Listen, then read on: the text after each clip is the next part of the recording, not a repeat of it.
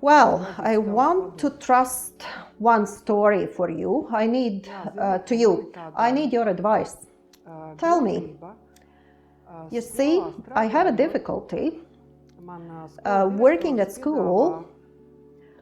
The school principal offers me to take another class as my class because one just finished school and I had decided to take a break, but he offers me to take another class and I don't know what to do. That's a challenge. I already have a big workload. I don't know what to do. Tell me what thoughts come to your mind. I have thoughts that I won't cope, I will be overloaded, I can burn out, they will not be obedient to me, the colleagues will doubt my ability to cope, the pupils will tell their parents, they will complain to their parents. Okay, and which of these thoughts is the most tragic to you, the craziest? I have to think. I think it is that pupils will not be obedient. They will start mobbing, they will start complaining to their parents because I won't cope. Where does this thought come from?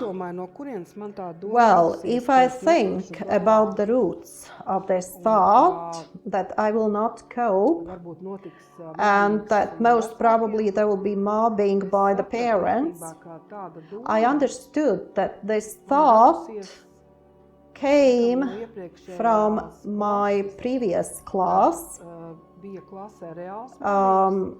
We really observed mobbing and I couldn't cope.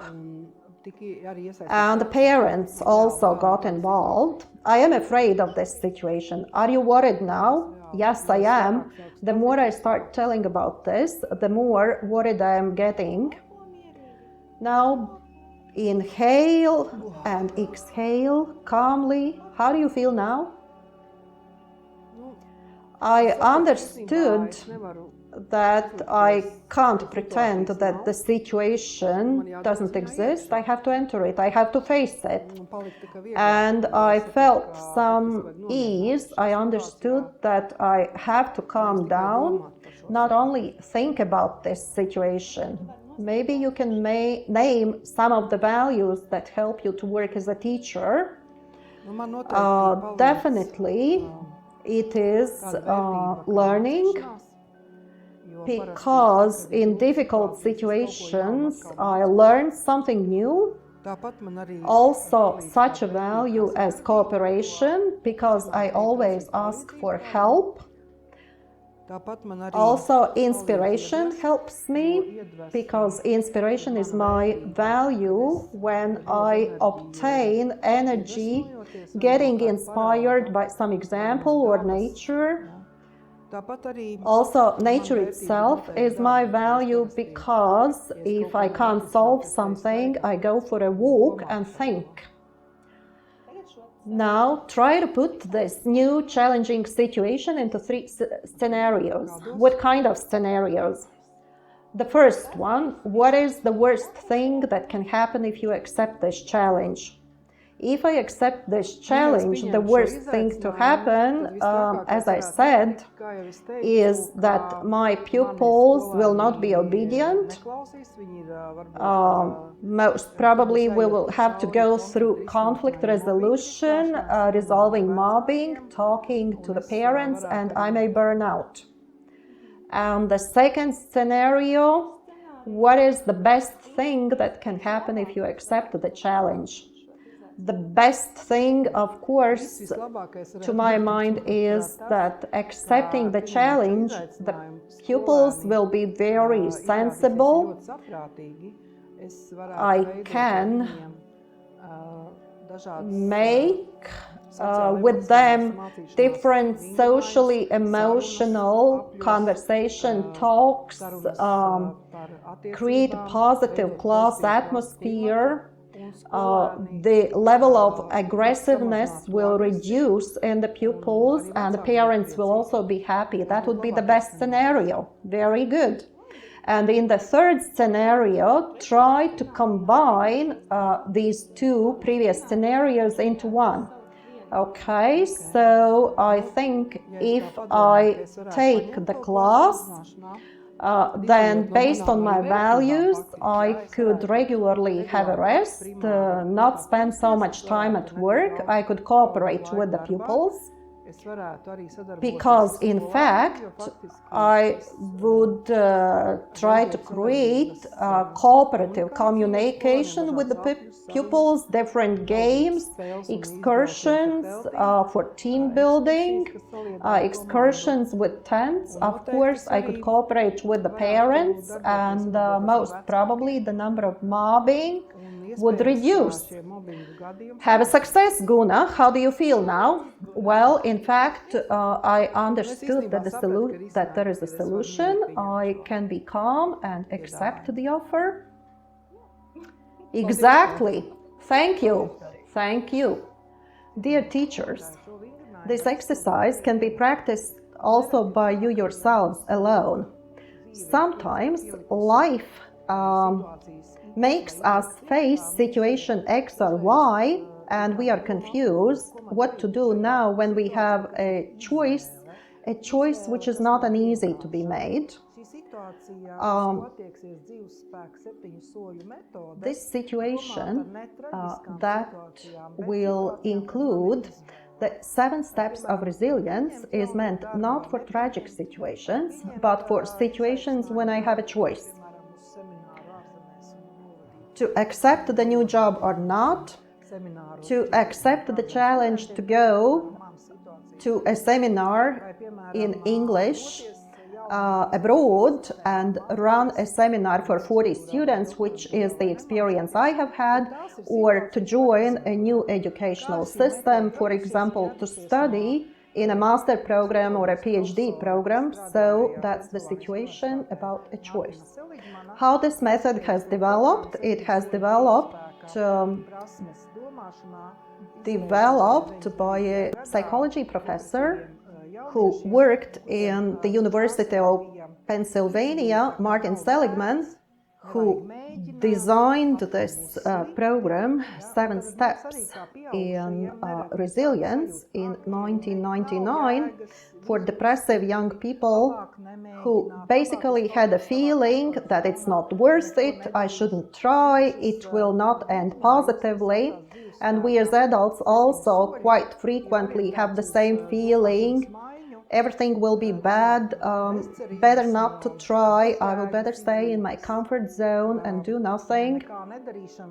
This exercise, which is named 7 Steps of Resilience, is aimed at changing the thinking from hopelessness, uselessness feeling, from doing nothing, to a feeling, maybe I should try, I will try. So, the 7 steps. The first step. Imagine the situation on which you have a choice. On the screen you currently see a table, which is available also in the program. You may write in your thoughts and feelings in written form now. The 7 steps are in written form. You may also do it just in your mind. I advise you to start with the written form, because writing together with thinking strengthens the connection in our brain.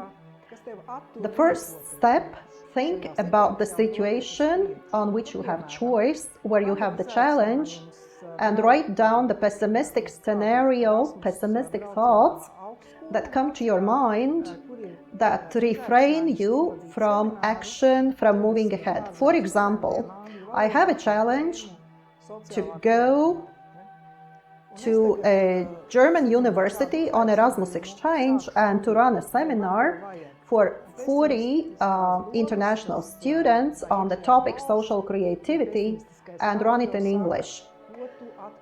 Upon receiving this invitation, I started to doubt whether I need that, and the pessimistic thoughts, inner voice, pessimistic radio tells me, what are you again about? Why do you need this? And write this down, and I write this down. Why do you have to go and challenge yourself? Maybe you will fail. Your English is not that good. There will be young people. Young people may not like the way you present everything. And you just write these thoughts down that come from your pessimistic radio. This is the first step. The second step, the thoughts you put down. For example, why are you leaving your comfort zone? People will laugh at you because you cannot do it. You will not manage to activate the young people. You know nothing about social creativity. Your English is not that good. So I have put down 5 thoughts.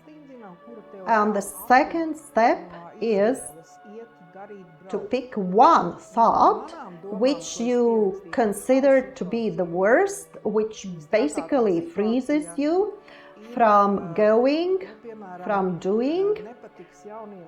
For me, it is the young people will not like the way how you teach social creativity. And the second thought that is very close to it is you know nothing about social creativity, and can you even deliver that in English? So I have these 2 freezing thoughts, and I underline these thoughts. Please do the same thing. Underline this 1 or 2. Now the third step. In the thinking process, in the thinking system, the third step is called an iceberg. It means that the iceberg asks me a question, where do the thoughts that the young people will not like the way you teach, that you don't know what social creativity is, and not even speaking about English. So the question in the third step is, what does that thought tell you? The first question for analysis. To me, this idea tells, do not go, do not put an effort. When did you have a similar thought for the last time? The iceberg says. For me, a similar thought was a couple of years ago with a different situation. If you cannot remember a similar situation in the past, then ask yourself, who told you that you would not manage, that young people would not like it? To me, it was told by my experience, by one situation when it happened exactly like this. So I underline it and I write it down, because it is very important to see the source of your thoughts when you are analyzing. And if you have noticed the source, you in fact are in real contact with the basics of the problem. That's why the third step is called an iceberg. The fourth step is meant for calming down and relaxing. The psychology professor Seligman put it in because people who think about complicated situations get stressed and worried very frequently. And I, when recalling my negative experience with that old iceberg, when somebody doubted or criticized my classes on a different topic, creates stress in myself. And most probably, you have a similar feeling. You should enter the stage now which says, switch off the situation, just breathe, have a cup of tea, look out of the window or go for a walk, because your brain should have rest from stress. It is also called the incubation period because in order to find a solution in a problem situation, we have to give rest to our brain, and therefore the fourth step is called calm down and relax. If you have no time to go anywhere to calm down, if you have no time to have some tea, just breathe in and out. I'm giving a rest to myself from this terrible situation, crazy choice, from that iceberg that made me remember the situation. I breathe according to the system 4 to 7. And 4 to 7 is a very simple relaxation and breathing system. You breathe in, counting to 4, and breathe out, counting to 7 in your mind. And I already feel that I am calming down. The negative memories have created stress in myself, and then the brain now is ready to move to step number 5. The 5th step in the 7th step resilience system starts the changes. The 5th step is called contact your values. To make a choice, you have to think how you, and I already feel that I am calming down. The negative memories had worried me, and then our brain now is ready to move ahead to the 5th step. The 5th step introduces changes in the resilience thinking. The 5th step is called contact your values. You have to think about the situation on which you have to probably make a dramatic choice. You have to leave your comfort zone, think to go or not, do or not. So you have to think what you find the most important value for yourself. For example, some of you may think that the value is health.